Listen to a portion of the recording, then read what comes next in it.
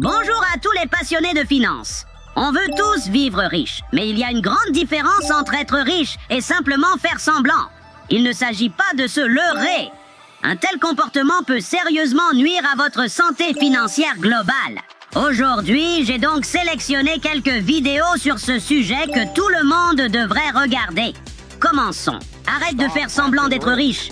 Arrête de te faire passer pour ce que tu n'es pas. Si tu n'as pas un rond, agis comme tel. Pourquoi?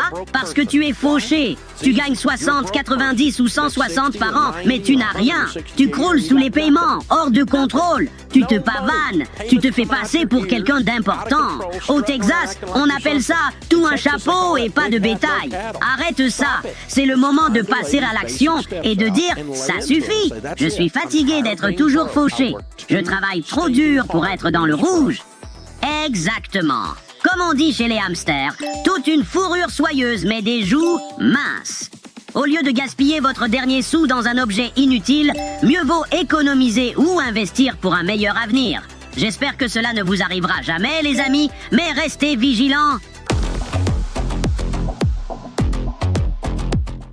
Quand on dépense jusqu'au dernier sou, la situation devient grave. Certains semblent avoir de l'argent à première vue, mais un examen approfondi révèle que les choses ne sont pas aussi bonnes qu'elles le paraissent. C'est un scénario où il faut être particulièrement prudent. Vous avez 100 000 $ de dette, dont 40 pour une voiture, 69 en prêt étudiant et vous avez 45 000 $ en banque. Vous ne pouvez pas vous permettre cette voiture. Vendez-la, prenez 10 000 $ de votre compte bancaire et achetez-en une autre à 10 000 $. Ensuite, vous devez utiliser le reste de l'argent pour payer le prêt étudiant.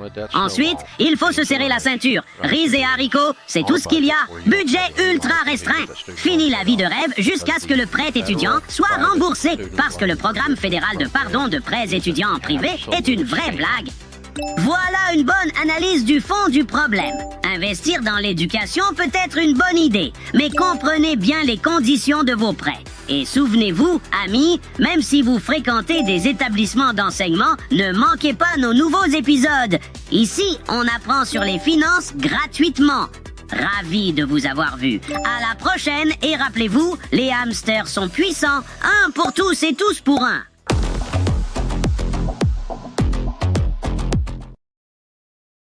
Salut mes chers PDG. Le monde de la finance regorge de pistes sur comment et où investir, n'est-ce pas? Mais attention, je vais vous montrer pourquoi ces choix pourraient être une illusion et partager une vidéo sur ce qu'il faut faire si vous avez effectivement réussi à créer votre grande entreprise. Oui, nous avons des sujets très intéressants au programme, alors assez bavardé et commençons. Quand je faisais du commerce en ligne, on mettait en avant le commentaire le plus liké, du genre « Hé les gars, j'ai trouvé une annonce moins chère », parce que les gens réagissent en se sentant plus intelligents, et donc ils vont sur Google. Ils tapent le nom, puis ils voient Google Shopping, avec les annonces 1, 2, 3, 4, 5. Je possédais les 5 boutiques, avec 5 noms de domaines différents, 5 marques différentes et 5 prix différents.